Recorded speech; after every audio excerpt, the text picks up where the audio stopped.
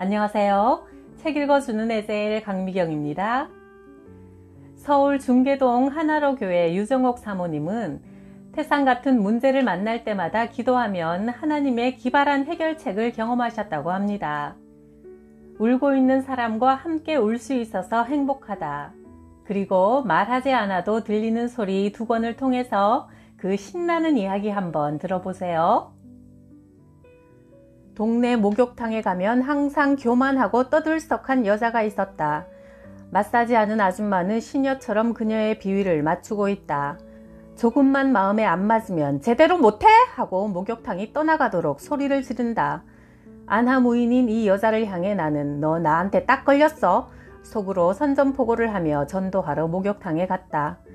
현대인들은 말하고 싶은데 들어주지 않아 생긴 병이 많다. 마사지 아줌마에게 분풀이하는 저 여인은 돈으로도 채워지지 않는 가슴앓이를 하고 있으며 남편에게 사랑받지 못해 사랑에 목말라 하는 고독한 여인이다. 그 여자가 목욕하러 오는 매일 오전 10시 나도 그곳에 갔다. 그녀의 이야기를 들어주는 데만 열흘이 걸렸다. 한 달이 되자 그녀는 우리 교회에 와서 밥을 먹고 부부싸움한 이야기까지 다 내게 털어놓았다. 사모님, 새 옷 한 벌 사왔으니 주일날 입으세요. 교회가 춥네. 오늘 온풍기 2대 들어올 거예요. 교인들 위해서 봉고차 한 대 샀어요. 그녀는 그야말로 금 나와라 뚝딱 은 나와라 뚝딱 하는 도깨비 방망이였다. 나는 예전처럼 밤마다 애절하게 기도하지 않아도 되었다. 그 친구와 이야기만 나누면 기도보다 더 빨리 이루어졌다. 그러던 어느 날 그녀의 남편도 아내가 변화된 모습을 보고 같이 교회에 다니기로 했다는 기쁜 소식을 들었다. 그러나 우리 교회가 집에서 너무 멀어 남편과 함께 집 가까운 교회에 나가야 될 것 같다는 말을 어렵게 꺼냈다. 이 친구가 교회를 떠나면 우리 교회의 도깨비 방망이도 없어져 나는 또 가난해질 것이다. 교회의 작은 비품 하나 장만하려면 밤마다 다시 간절하게 주님께 울며 매달려야 할 것이다. 6개월 후 그녀의 남편이 그 교회에서 세례받는 날 나는 커다란 꽃다발을 준비해서 마음껏 축하해 주었다. 그가 내게 말했다. 제 아내에게 예수님을 전해주셔서 감사합니다. 덕분에 늘 싸움만 하던 가정에 행복이 왔어요. 우리는 때로 그 사람을 하나님보다 더 의지하고 있다면 내게서 떠나보내야 한다. 언니는 신혼 때부터 극도로 절약하며 살았다. 새 옷이나 새 구두는 돈 주고 사는 일이 전혀 없었다. 초등학교 앞에서 문구점을 했는데 언니는 그 초등학교 학생 전체의 이름을 외웠고 집안 형편까지 거의 다 알고 있었다. 배고픈 아이들에게는 라면을 끓여주었고 동네 노인들에게는 여름에는 시원한 콩국수, 겨울에는 따끈한 칼국수를 대접하며 전도하여 주일마다 택시에 모시고 교회로 갔다. 5년 후 언니는 종로구 창신동 산꼭대기에 있는 낡은 아파트를 전세로 얻었다. 언니네 집의 가구는 다 주워온 것뿐이었다. 이 집은 임시로 사는 집이니 돈 들여 치장할 필요가 없다고 했다. 그러다가 언니를 변하게 한 사건이 생겼다. 마침내 그동안 그토록 아껴 모은 돈으로 인천 연수동에 50평짜리 아파트를 사게 되자 1,000만 원이 넘는 향기 나는 장롱부터 고가의 화장대, 식탁, 대형 냉장고, 최신 에어컨 등을 끝없이 사서 집 치장을 하기 시작했다. 언니, 그 좋은 가구들이 방 안에 가득하면 뭐해? 언니는 서울 전셋집에 살고 있으니 그냥 창고에 사두는 것과 뭐가 달라? 예, 모르는 소리 마. 이제 나한테도 50평짜리 아파트가 있구나 생각하면 괜히 신바람 나고 행복하다고. 내가 매일 저녁 창신동 산꼭대기 빈민 아파트에 찾아 들어가면서도 하나도 비참하지 않고 당당한 이유는 내 진짜 집이 있기 때문이야. 이렇게 계속 아방궁을 꾸미느라 정작 언니가 그토록 마음을 기울여 보살피고 전도하던 이웃들은 헌신짝처럼 버려졌다. 언니, 이 땅에 있는 것은 영원한 게 아니야. 좋은 것도 나쁜 것도 다 잠깐이야. 창신동 아파트도 임시로 빌려 쓰는 거고 연수동 아파트도 잠시 빌려 쓰고 가는 건 똑같아. 언니, 살지도 않고 비워놓은 아파트 치장은 그만하고 지금 언니 사는 집이나 살기 편하게 수리해. 그리고 우리가 치장해야 할 진짜 집은 저 천국에 있잖아. 요새 인천집 치장하느라 저 하늘의 언니 집은 텅텅 비어가는 것 같아. 그렇게 생각만 해도 언니를 기쁘게 해주던 50평 집에서 언니는 단 하루도 살아보지 못하고 어느 겨울 새벽 사고로 죽고 말았다. 언니 큰아들에게 시집 오는 신부는 그 집이 싫다며 단번에 팔아버렸고, 언니가 큰돈 들여 사다 놓고 한 번도 써보지 못하고 매만지기만 하던 장롱, 가죽 소파 등도 젊은 감각에 맞지 않아 싫다고 하니 버리는데 돈 줘야 하는 쓰레기 신세가 되어버렸다. 흔적도 없이 사라진 언니의 집은 진짜가 아니었다. 언니는 천국에 진짜 자기 집에 들어갔을 때 얼마나 후회했을까. 정작 언니가 영원히 살아야 할 집은 텅텅 비어 있었을 테니 말이다. 아무것도 준비해 놓은 것 없는 초라한 진짜 자기 집에 도착한 우리 언니의 눈에서는 뼈아픈 후회의 눈물이 쏟아졌으리라. 장롱 살 돈으로 불쌍한 이웃들을 돌볼 걸, 둘둘 말아 쓰레기통으로 들어간 호화 커튼 살 돈으로 선교비 보낼 걸, 가슴치며 통곡했을 것이다. 며칠 거할 텐트가 20평이면 어떻고 50평이면 어떠랴. 천막 치장하느라 더 이상 울고불고 하지 말아야 하리라. 영광의 나라에 준비된 우리의 진짜 집을 가득가득 채워야 하리라. 6년 전 어머니가 위암 판정을 받으셨다.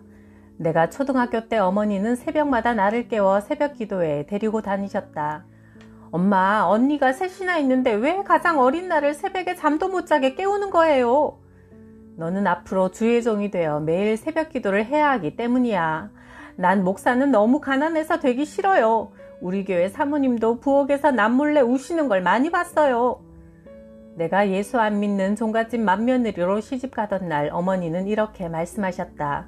너는 시집가는 게 아니라 선교하기 가장 어려운 곳에 주님께서 너를 선교사로 파송하시는 것이다. 그런 나를 위해 10년 동안 밤마다 방에서 주무시지 않고 옥상 시멘트 바닥에서 기도해 주신 어머니는 암 선고를 감기보다 더 쉽게 담담히 받아들이셨다.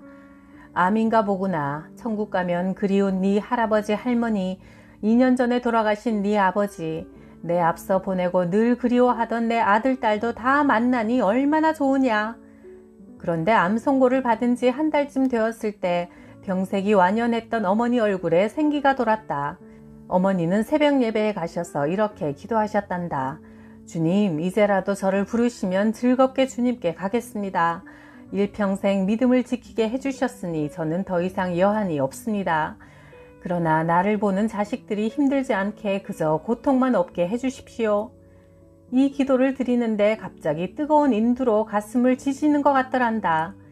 그 후 1년에 한 번씩 하는 내시경 검사를 하셨는데 의사가 고개를 갸우뚱하며 말했다. 누가 암 둘레를 불로 지져놓은 것처럼 더 커지지 않고 그대로 있네요. 어머니가 밝게 웃으시며 말했다. 나는 암에 걸린 것이 감사하단다. 이 땅에 남은 시간이 짧음을 알고 시간 아껴 가장 귀한 일에 쓰게 하시고 만나는 사람마다 마지막 만남인 줄 알고 진실하게 사랑하게 하시고 이 땅에 있는 것 아무것도 가져갈 수 없음을 알아 욕심내지 않게 하시고 질병의 고통이 없는 천국을 더욱 사모하게 하시니 암에 걸렸다고 다 나쁜 것만은 아니란다. 1980년대의 일이다. 등기 우편물 겉장에 빨간 줄이 그어져 왔다. 귀하에게 양도세 추징금 7,800만 원이 부과되었습니다. 이의가 있으시면 이의 신청을 하시기 바랍니다. 우리 교회가 종로 5가에서 지금의 중계동으로 이전하기 위해 장소를 찾던 중 건물이 지어지고 있는 곳에 차려진 분양 사무실을 찾았다. 그날 만난 분양 책임자는 한눈에 봐도 건물주와 동업자였고 우리는 건물주와 분양 사무장이 있는 자리에서 지하 210평을 계약하고 그 후 중도금 3억을 지불했다. 그런데 어느 날 분양 책임자가 미국으로 도주했다. 법적 건물주는 우리가 그 사람과 계약하고 그에게 돈을 주었을 뿐 자신은 전혀 상관없으며 우리에게 한 푼도 받은 사실이 없다고 잡아뗐다. 평소 세상 물정에 어두운 우리는 분양 사기에 걸려든 것이다. 남편은 눈에 혈압이 터졌고 성도들은 크게 실망해 뿔뿔이 흩어졌다. 왜 이런 일이 생겼을까? 3년을 기도하고 이제야 옮기게 되었는데 이 태산 같은 장애를 어떻게 뚫고 나갈 수 있단 말인가? 그 돈은 우리에게 남은 전부였다. 원래 사업가였던 남편이 신학대학원을 졸업하던 날 사업터, 기계, 물건 등을 다 팔아 정리하니 3억이었다. 그 돈을 교회 건물 구입하는데 다 내놓았는데 분양 사기에 뺏기다니. 그날 밤 나는 절망의 끝에서 기도했다. 주님, 왜 이런 일이 일어났습니까? 보십시오. 우리는 1원도 없는 빈손입니다. 다 도둑 맞았습니다. 그때 하나님의 음성이 들렸다. 교회는 누가 세우느냐? 주님이 세우십니다. 너희가 세우는 것 아니고? 아닙니다. 주님이 세우십니다. 아니야, 너희 교회는 아마 네가 세우나 보구나. 그러니까 너의 빈손이 문제가 되지 않니? 교회를 내가 세우는 것이 맞다면 오히려 네 손은 빈손이어야 한다. 그래야 네 돈 눈꽃만큼 넣어놓고 매일 계산기 두드리며 주인 행세 하는 짓을 안 하지. 불같은 성령의 음성이 내 가슴을 탕탕 때리며 질책했다. 그래요, 주님. 이제 우리가 빈손이니 주님이 온전히 다 맡아서 하실 것을 믿어요. 나는 이것을 깨닫고 너무 기뻐서 펄펄 날아 집으로 뛰어갔다. 여보, 주님이 교회를 직접 세우신대요. 우리 돈이 단 몇 푼이라도 들어가면 우리는 어쩌면 주님의 철저한 종이 되지 못할지도 몰라요. 괜히 우쭐거리고 주인 행세할까봐 그 돈을 다 없애신 거래요. 주님이 우리 교회를 세우시는 기발한 방법이 있을 거예요. 나는 내가 감당할 수 없는 어려운 일을 당하면 입버릇처럼 이런 기도를 한다. 주님, 이번에는 또 주님의 기발한 아이디어가 뭔가요? 이번에도 모세에게 하셨던 것처럼 바닷물을 둘로 쫙 가르십시오. 우리 하나님은 기발하게도 막힌 바다를 둘로 갈라버리시는 하나님이잖아요. 그렇게 건물주와 4년 재판이 엎치락뒤치락 하는 동안 이젠 국세청의 양도세 추징금이라는 또 다른 바닷물이 우리 앞에 넘실대는 것이다. 나는 그 고지서를 들고 무작정 서초동 법원 앞으로 갔다. 아는 변호사도 한 명도 없고 해서 막연히 변호사 사무실 앞에서 2시간을 서성였다. 말끔한 신사 한 분이 내 옆을 지나가다가 무슨 어려운 일 있으세요? 하고 처음으로 말을 건넸다. 나는 그분에게 불쑥 추징금 고지서를 내밀었다. 그분은 내 장황한 사연을 다 들어주었다. 이 일은 국세청을 상대로 행정소송을 해야 합니다. 사모님에게 유리한 증거를 해줄 사람들이 건축업자라면 국세청에 거슬려 증언해주지 않을 것이고 서류 증거 없이 증언에만 의존해야 하는 사모님은 결국 패소한다고 봐야 합니다. 세금에 대한 법정 이율이 연 25%이므로 재판하는 기간 동안 세금이 계속 누적되면 시일이 경과한 후 변제하기 무척 힘들 텐데요. 변호사님, 저는 이 재판에서 이기게 될 거예요. 진실이 반드시 승리하잖아요. 국세청도 진실 앞에서는 이기지 못할 거예요. 국세청이 뭐 이 세상에서 제일 높은 권세인가요? 하늘과 땅의 가장 큰 권세자가 내 편이에요. 내가 너무 자신있게 대답하자 그분은 궁금한 듯 물었다. 그분이 누군데요? 누구는 누구예요? 하나님이지요. 아, 예, 하나님을 믿으시는 분이군요. 하지만 이 소송은 계란으로 바위치기입니다. 변호사님, 우리 하나님은요, 계란으로도 바위를 깨트릴 수 있는 분이거든요. 그는 기가 막히는지 푸 하고 웃으며 말했다. 제가 성심껏 도와드리기는 하겠지만 소송 비용은 안 받겠어요. 저는 계란으로 바위를 못 깨트리거든요. 내가 말했다. 분명히 우리 하나님의 기발한 아이디어가 나올 것이니 변호사님은 걱정 마세요. 그분은 수임료도 받지 않고 국세심판소에 이의신청서를 작성해 주는 것으로 일을 시작했다. 이 신청이 기각될 게 뻔하지만 추징된 세금을 낼 수 없는 내 현재 처지를 감안하여 시간을 연장해 주는 방법을 택한 것이다. 나를 도와주는 그분이 너무 고마워서 나는 간식을 준비해 자주 사무실에 들러 청소도 해주고 서류 정리도 도와주었다. 그분은 재판이 있는 날이면 몹시 피곤해하며 내게 하나님에 대해 이야기해달라고 했다. 내가 하나님에 대해 말할 때 마냥 즐거워하며 어린애같이 믿는 모습이 그분에겐 신선하게 느껴진 모양이다. 나는 이제 재판에서 이기든지 지든지 그것은 별 문제가 아니었다. 그분이 내 전도로 예수님을 믿게 된다면 이것보다 더 큰 승리는 없을 테니까. 이 신청을 한 지 1년이 되었을 때 국세심판소에서 내 이 일을 기각한다는 판결이 나왔다. 이젠 피할 수 없이 행정재판을 해야 하는 상황이 되었다. 힘없이 기각 통지서를 들고 그분의 사무실에 갔더니 간단한 메모만 남겨져 있었다. 제가 판사로 발령이 나서 부산으로 내려갑니다. 행정소송은 제 후배에게 부탁해 놓았습니다. 사모님의 전도를 받고 그동안 교회에 나갔었습니다. 부산에 가서도 하나님을 한번 잘 믿어보려고 합니다. 진실이 가장 큰 힘이라는 것 이제 저도 믿습니다. 그러나 하나님의 기발한 아이디어가 대체 뭘지 저에게는 아직도 의문입니다. 그의 후배가 내 변호사로 수임되고 행정재판이 시작되었다. 그러나 그분이 처음에 우려했던 대로 아무도 증인으로 서주지 않았다. 나는 건축주가 살고 있는 평촌까지 찾아갔다. 수박 한 통을 사가지고 갔더니 문도 열어주지 않는다. 할 수 없이 수박을 문 앞에 놓고 왔더니 며칠 후 내용 증명서와 수박값 12,000원이 되돌아왔다. 그가 내게 전화로 덜덜 떨면서 말했다. 국세청에서 전화가 왔어요. 나는 당신을 만난 일도 없는 겁니다. 국세청이 그토록 무서운 권세인가? 4년의 세월이 쉼없이 흘러갔다. 그러는 동안 부산으로 내려갔던 그분이 서울로 올라왔고 나는 국세청이라는 거대한 바위를 계란으로 쳐서 깨트리는 기적을 목격했다. 고등법원 판결에서 당당히 승소한 것이다. 4년 동안 억대로 불어난 세금액도 승소 판결과 함께 사라져버렸다. 국세청은 서둘러 대법원에 항소했지만 하나님은 이미 바닷물을 2개로 갈라놓고 계셨다. 대법원에서 최종적으로 승소한 판결문 앞에 진실은 가장 큰 힘입니다. 승리를 함께 기뻐합니다. 라고 쓴 그분의 글이 첨부되어 있었다. 이 사건을 처음부터 자세히 알고 있는 그 변호사를 아예 담당 판사로 만드신 하나님의 기발한 아이디어 정말 놀랍지 않은가?